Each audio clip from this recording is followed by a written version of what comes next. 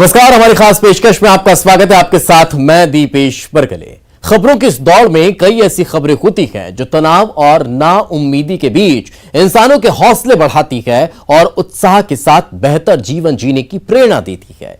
हमारे इस खास कार्यक्रम में हमारी कोशिश भी ऐसी ही खबरें दिखाने की है, जो खबरें तो हैं कोरोना काल की, लेकिन ये खबरें हैं जरा हटके। बिना लक्षण वाले कोरोना के मरीजों पर निगरानी रखने और घर पर ही इलाज में मदद के लिए देश में अपनी तरह का नया प्रयोग इंदौर में किया गया। शहर के 35 लाख लोगों पर कोविड इंदौर ऐप के जरिए नजर रखी जा रही है। यह ऐप महामारी के खिलाफ जारी लड़ाई में प्रशासन के आंख, नाक, कान की तरह काम कर रहा है।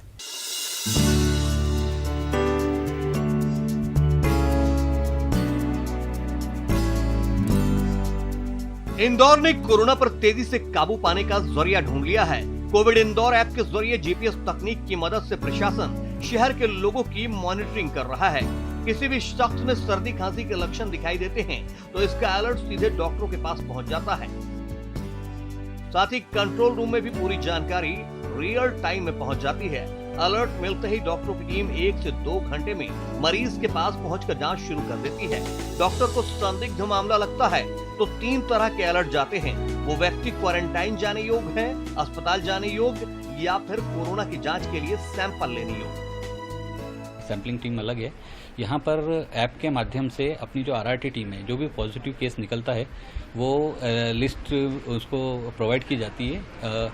सारे जितने 11 एसडीएम हैं उनको अपनी अपनी एक आरआरटी टीम, एक एमएमयू टीम और एक सैम्पलिंग टीम और एक कॉन्टैक्ट ट्रेसिंग टीम दी गई है। वो उनके मोबाइल ऐप पे ये लिस्ट पूरी मिल जाती है उन लोगों को, और उसके थ्रू वो अपने अपने पॉजिटिव पेशेंट के पास जाके हाई रिस्क और लो रिस्क दोनों केसेस की मॉनिटरिंग करते हैं, उनको फाइंड आउट करते हैं। और अगर उनको लगता है कि वो उनमें से कुछ सिम्टोमेटिक है या जो एसिम्टोमेटिक है तो उन लोगों को वो होम क्वारंटाइन करती है। और अगर उनका घर छोटा है या प्रॉब्लम है वहाँ पे उस एरिया को, तो वो इंस्टीट्यूशनल क्वारंटाइन करती है। इस ऐप से हाल ही में शुरू किए गए फीवर क्लिनिक भी जोड़ दिए गए हैं, जिससे इन क्लिनिक में इलाज कराने आने वाले मरीजों की जानकारी भी मिल जाती है। यह ऐप कैसे काम करता है ये जानना भी जरूरी है। इस ऐप के जरिए सबसे पहले स्क्रीनिंग और सर्वे का काम किया गया। सभी आंगनबाड़ी आशा कार्यकर्ताओं के मोबाइल में इस ऐप को डाउनलोड किया गया। ऐप में अपलोड हो रहे डेटा को कंट्रोल रूम से जोड़ा गया। कोविड पॉजिटिव के संपर्क में आए लोगों का डेटा दर्ज हुआ। फिर होम क्वारंटाइन किसे करना है इसके जरिए ये पता चला। होम क्वारंटाइन लोगों की फिर लगातार मॉनिटरिंग की गई। जीपीएस से होम क्वारंटाइन लोगों का लोकेशन ट्रेस हो जाता है और होम आइसोलेशन वाले लोग रोजाना 4 बार इस पर डेटा अपलोड करते हैं। किसी मरीज में गंभीर लक्षण दिखाई देते हैं तो रैपिड रिस्पांस टीम तत्काल ऐसे मरीजों को उनके घरों से अस्पतालों में भिजवाने का काम करती है। इमरजेंसी में मरीज या उसका केयर टेकर ऐप में सहायता का लाल बटन दबाकर खुद भी डॉक्टरों को बुला सकते हैं। अगर मरीज सरकार की हिदायतों का उल्लंघन करते हुए मोबाइल के साथ 100 मीटर के दायरे से बाहर निकलता है तो कंट्रोल रूम में तुरंत अलार्म बज जाता है। सिंपल ये इसका एक जो यूज़र इंटरफेस है वो जो फील्ड में सर्वे टीम है उनके पास रहता है, और एक यहाँ कंट्रोल रूम पे उसके मॉनिटरिंग ऐप रहता है। तो जैसे ही कोई चीज़ वहाँ पे फीड होती है वो तत्काल यहाँ पे रिफ्लेक्ट हो जाती है और हम लोग उसको चेक करते हैं कि वो सही है या गलत है और उस पर प्रॉपर फॉलोअप हो रहा है या नहीं हो रहा है। इसी तरह से रियल टाइम मॉनिटरिंग उस ऐप के माध्यम से हम यहाँ से कर पा रहे हैं। इसी में क्वारंटाइन फैसिलिटीज़ भी हैं। जो फॉरेन से लोग आ रहे हैं उनको भी मॉनिटर कर रहे हैं। जो एयरपोर्ट में लोग आ रहे हैं लोकल, उससे उनका भी हेल्थ मॉनिटर 14 डेज़ के लिए कर रहे हैं। तो एक ऐप में जो गवर्नमेंट ऑफ इंडिया के जितने भी इंस्ट्रक्शंस हैं सबको इंटीग्रेट कर दिया है हम लोगों ने। और इसमें जो भी प्रैक्टिकल एक्सपर्ट्स थे वर्किंग के समय कि आपस में इंटीग्रेशन रहे, जो टीम्स हम लोगों ने बनाई थी उसको पूरा इंश्योर किया है।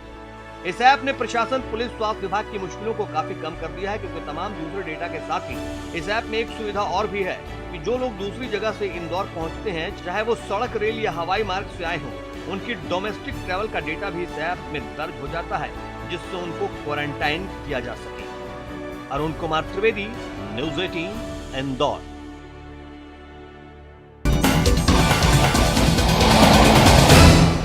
कोरोना से जंग जीतने के लिए एक तरफ प्रयोगशाला में वैज्ञानिक वैक्सीन की खोज में लगे हुए हैं, जी तोड़ मेहनत कर रखे हैं, तो वहीं दूसरी तरफ धर्म के सहारे भी कोरोना को हराने की मुहिम शुरू कर दी गई है।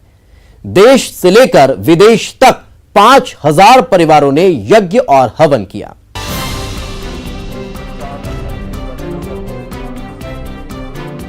हवन कुंड में ये जो आहुति दी जा रही है ये कोरोना के खात्मे के लिए है। वेद मंत्रों के साथ अलग अलग परिवारों को हवन करते आप देख सकते हैं। इसमें बच्चे, बूढ़े, नौजवान सभी शामिल हैं। मकसद सिर्फ एक कि किसी तरह देश और दुनिया से कोरोना का खात्मा हो जाए। पूरी तैयारी के साथ इंदौर में लोगों ने पहले से तय वक्त पर एक साथ हवन कुंड की अग्नि जलाई और पूर्ण आहुति दी।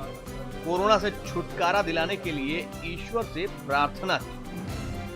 वैसे तो हमने 2100 परिवारों में करने का शुरू में लक्ष्य रखा था, पर वास्तव में प्रभु की कृपा है 5000 से अधिक परिवारों तक हम इंदौर से लेकर तो वियतनाम तक, मतलब भारत नहीं, भारत के बाहर भी जो ये हवन हुए जिनकी क्लिप्स हमारे पास जो अभी आ रही हैं। और हमारा ऐसा मानना है कि जिस प्रकार से हवन हुआ है और सब हवनकर्ताओं का जो एक तन्मयता से कार्यक्रम होने के नाते जल्द से जल्द कोरोना महामारी समाप्त होगी।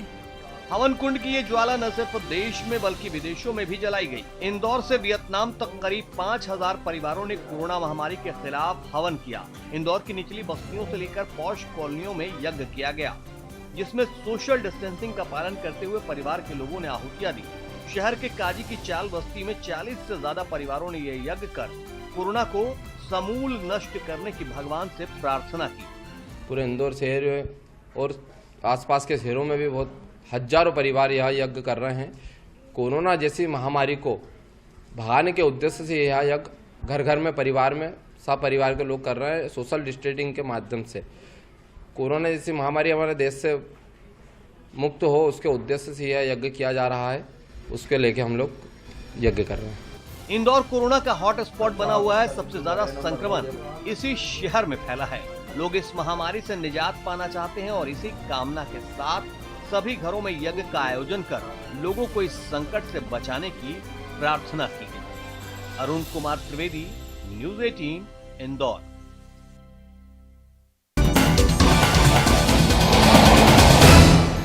कोरोना काल में दो तरह की तस्वीरें देखने को मिल रही हैं। एक तस्वीर में जहां पूरी तरह से सोशल डिस्टेंसिंग का पालन हो रहा है, तो वहीं दूसरी तस्वीर उनकी है जो हर नियम की धज्जियां उड़ाकर दूसरों के लिए भी खतरा पैदा कर रहे हैं।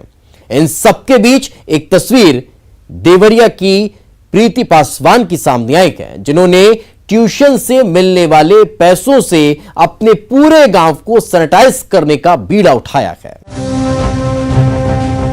अपने कंधों पर मशीन टांगे और घर घर जाकर दवा का छिड़काव कर रही ये लड़की किसी सरकारी ड्यूटी के तहत ये नहीं कर रही है, बल्कि स्वेच्छा से इसने ये बीड़ा उठाया है। छोटी सी उम्र में समझदारी का परिचय देने वाली ये प्रीति पासवान है, जो अपने खाली समय में बच्चों को ट्यूशन पढ़ाया करती थी। कोरोना के खतरे को देखते हुए प्रीति ने ट्यूशन के अपने पैसों से सैनिटाइज करने वाली दवा और मशीन खरीदी और बन गई कोरोना वॉरियर। और सर मेरे गांव में लगभग 200 से 250 घर हैं। सर मैंने इस वैश्विक महामारी को देखते हुए सर मैंने मार्केट्स में जो सोडियम अमोनियम करके दवाई आई है सैनिटाइज वाली, सर मैंने उसको लाया और खुद ही घोल बनाया उसको सर, और मैंने पूरे गांव को 2 दिन में स्वच्छ किया। कहाँ से पैसे? ट्यूशन से सर, जैसे हम ट्यूशन पढ़ाते थे, जब हमको एक्स्ट्रा कोई टाइम मिलता था तो पार्ट टाइम में हम छोटे बच्चों को ट्यूशन पढ़ाते थे और उससे से एकत्र किए गए पैसे से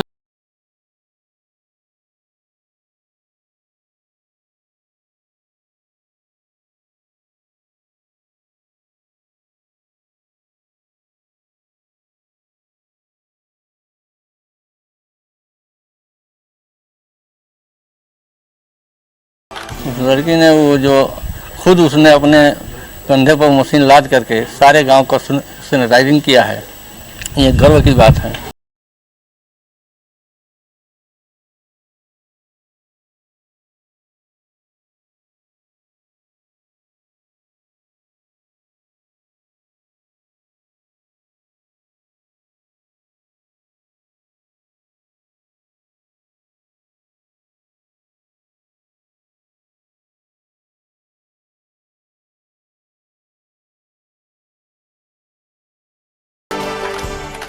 और बेजुबान की दोस्ती के कई किस्से कहानियां आपने देखे और सुने होंगे, लेकिन लॉकडाउन में राजस्थान के राजसमंद से जो खबर सामने आई है उसमें कई किरदार हैं। एक जोड़ा तोता है, 11 साल का एक बच्चा है और पुलिस वाले हैं।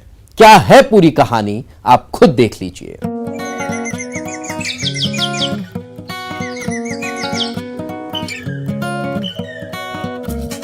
तोते के जोड़े को अपने कंधों पर बिठाए ये राजसमंद का रहने वाला करण सेन है।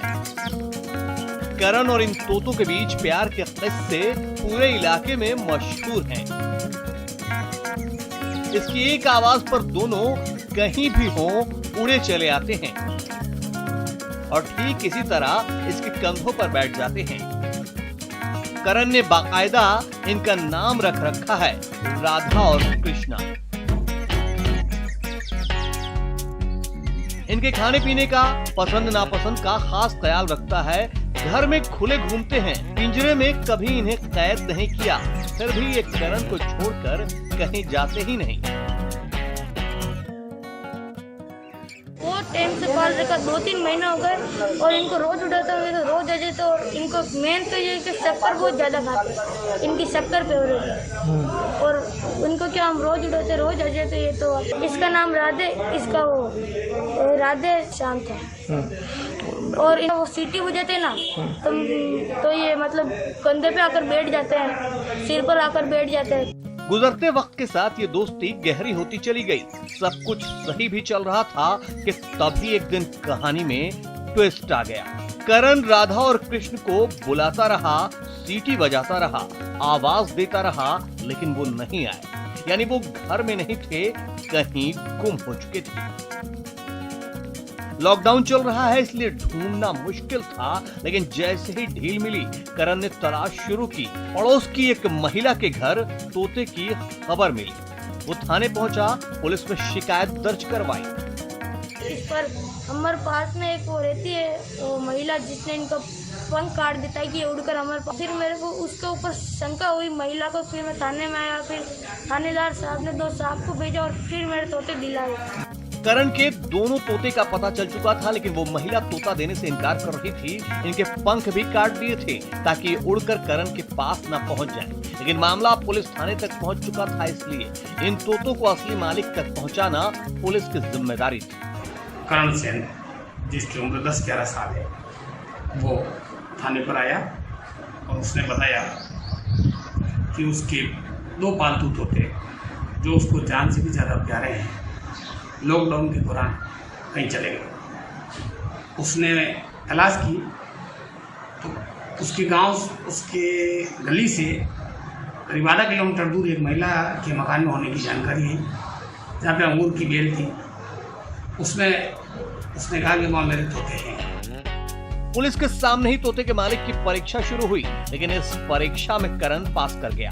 उसकी एक आवाज पर उसके राधा और कृष्ण उसके कंधों पर आकर बैठ गए। ये देखकर महिला भी हैरान हो गई। उसने थाना अधिकारी के सामने दोनों तोते करण के हवाले कर दिए। साहब और एक कांस्टेबल को उसके साथ में भेजा और उस मकान पर जाकर के उसने अपने दोनों तोते को, राधा कृष्ण नाम से आवाज लगी। तोते आवाज सुनते ही उसके कंधे पर आकर बैठ गए और बल्ला काफी प्रफुल्लित हुआ। इस तरह करण और उसके तोतों की इस कहानी का खुशियों भरा द एंड हो गया। उसके प्यारे तोते अब करण के पास हैं। हम उम्मीद करते हैं कि ये दोस्ती यूं ही कायम रहेगी। Bureau report, news 18।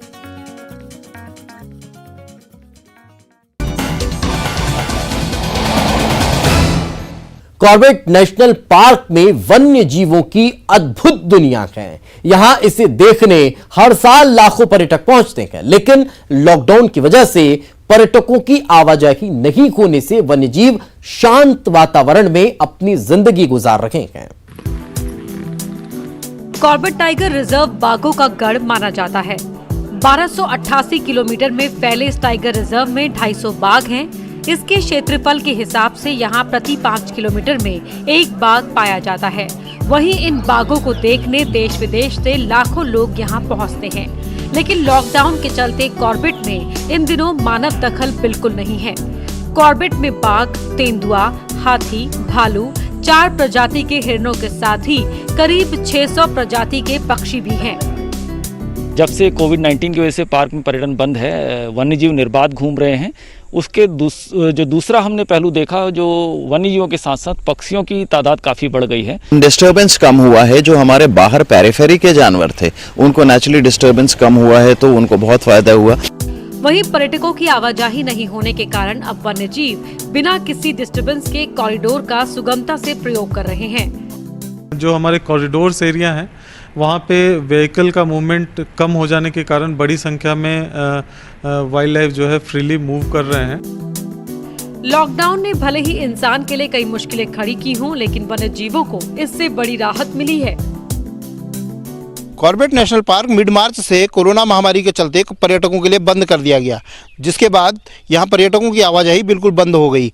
मार्च से लेके जून तक के महीने में यहाँ प्रतिमाह 50,000 पर्यटक आते थे, लेकिन इन दिनों में पर्यटकों के नहीं आने से इसका पूरा लाभ प्रकृति को दिखाई दे रहा है और इसके साथ ही वन्यजीव इसका पूरा मजा लेते हुए नजर आ रहे हैं। जो वन्यजीव इन दिनों में देखने में आता था कि झाड़ियों के अंदर छिपे रहते थे, वो इस बीच में खुले में आकर के और साथ में सड़कों पर भी वो विचरण करते हुए दिखाई दे रहे हैं। Govind Patni, news 18, Corbett National Park, Ramnagar. Lockdown में शहर के युवा फोटोग्राफी को लेकर नया प्रयोग कर रहे हैं। इस बीच सागर के युवा फोटोग्राफर के हुनर को देश की नहीं दुनिया ने भी सराहा है। लॉकडाउन में इल्यूजन एंगल से फोटोग्राफी कर शहर के युवा फोटोग्राफर राजीव कपूर देश की नहीं बल्कि दुनिया में छाए हुए हैं।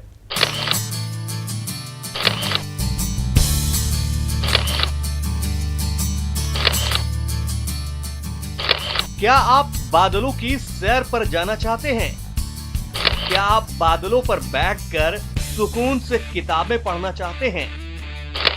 क्या आप बादलों पर बैठकर योगा करना चाहते हैं? अगर लॉकडाउन में कुछ इसी तरह का तूफानी ख्याल आ रहा है तो फिर इन तस्वीरों को देख लीजिए। सचमुच तो नहीं, लेकिन आपका सपना इल्यूजन फोटोग्राफी के जरिए मुमकिन हो सकता है। कुछ और तस्वीरें देखिए। ये सभी इल्यूजन एंगल फोटोग्राफी का ही कमाल है, जिसे मुमकिन कर दिखाया है सागर के युवा फोटोग्राफर राजीव कपूर ने।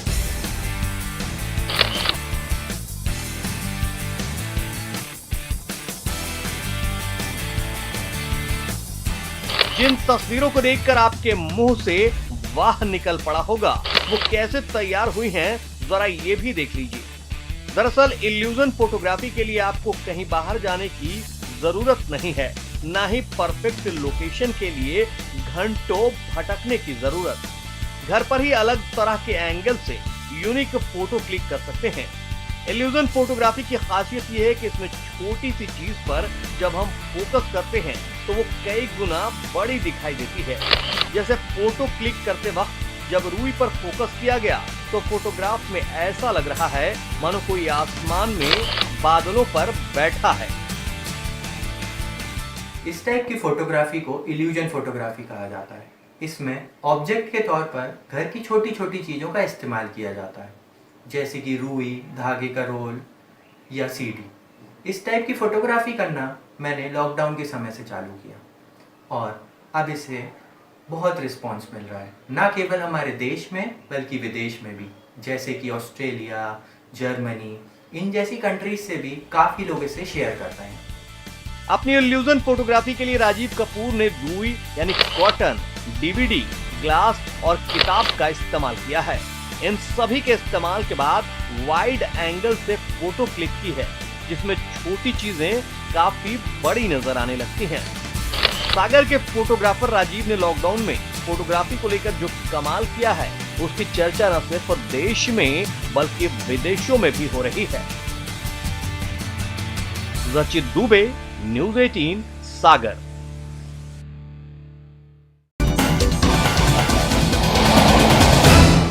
फीकी हुई लबों की शान, क्योंकि लॉकडाउन में बंद है पान की दुकान, इसलिए मुसीबत में हैं पान उगाने वाले किसान। जी हां, इन दिनों पान के किसान से लेकर पान के शौकीन तक सभी परेशान हैं। लॉकडाउन ने पान किसानों के सामने रोजी रोटी का संकट खड़ा कर दिया।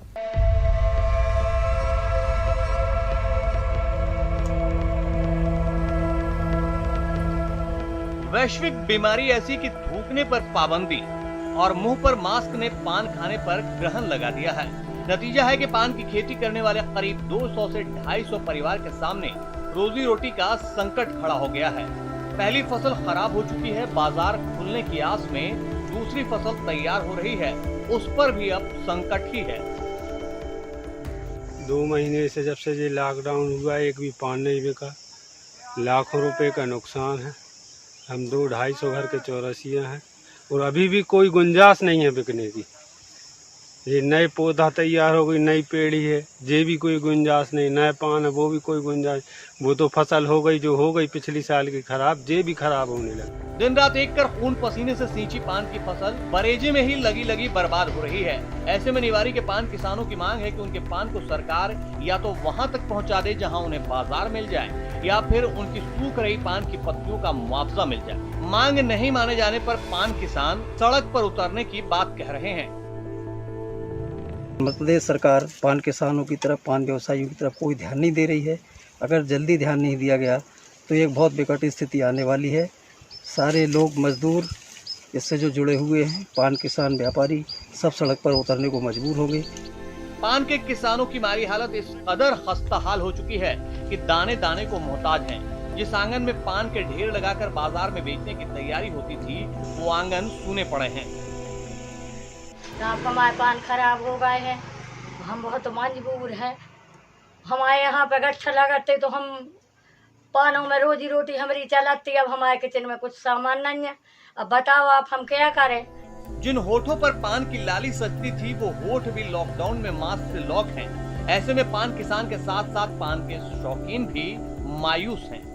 तो कुछ भी मत पूछो, दिन में 10-12 पान तो खुद खाते थे और साथ में दोस्त यारों के साथ में भी जब बैठते थे तो पान की एक दौर चलता था। अब तो शासन के नियम और कानून के तहत पान की दुकानें जो बंद हुई हैं, तो इस कारण तो पान तो मिलना तो दूर है, देखना ही नामुमकिन हो चुका है। जिले के सारे बाजारों में पान की दुकान पिछले 2 महीने से बंद पड़ी है। कब तक खुलेगी इसका भी कोई भरोसा नहीं है। हालांकि बीमारी से लड़ने के लिए एहतियात के तौर पर पान के व्यवसाय को बंद रखना जरूरी है, पर सरकार को बर्बादी की मार झेलने वाले इन किसानों के लिए भी कोई कारगर योजना बनाने की जरूरत है, ताकि इनके घर का चूल्हा जल सके। आशीष जैन, न्यूज़ 18, नरसिंहपुर।